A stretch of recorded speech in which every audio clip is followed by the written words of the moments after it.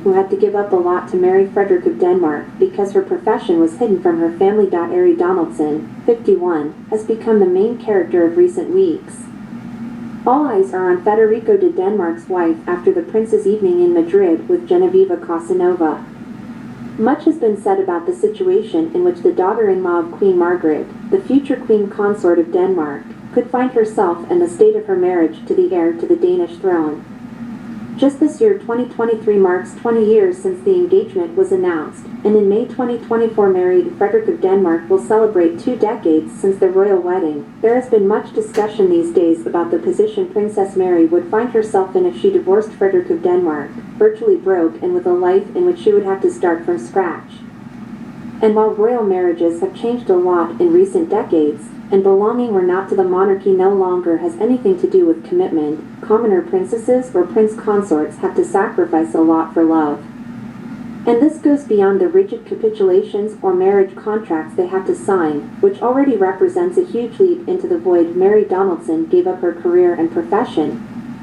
If we focus on European princesses and queens like Mary Donaldson or Queen Letizia, they are highly educated women who had to give up their profession to serve the crown of their country. In the case of Frederick of Denmark's wife, she too had to change continents and is a native of Australia. Mary gave up her profession. She graduated in commerce and law from the University of Tasmania and then went on to earn a degree in advertising and marketing and left her family and lifelong friends to move to Europe. When she met her current husband, she was working as an account director at an advertising agency, was very athletic and, oddly enough, a hockey fan. Mary of Denmark gave up everything for love and devoted herself body and soul to her duties as a princess and future queen, as well as a mother.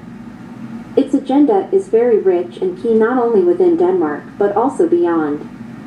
Being a princess or queen consort is far from just jewelry, dresses, or tiaras.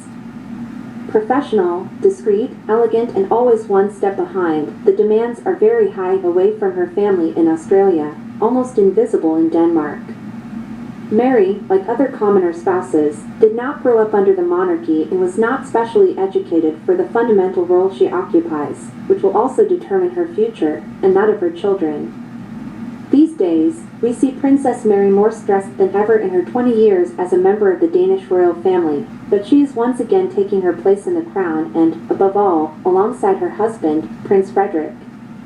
Mary Donaldson lives so far away from her family that the relationship she might have with her brothers couldn't be better.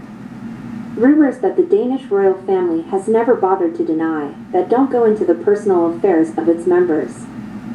The truth is that Mary has virtually no relationship with her family, and the Donaldsons are unknown in Denmark. Only very few instances have accompanied the princess to any event.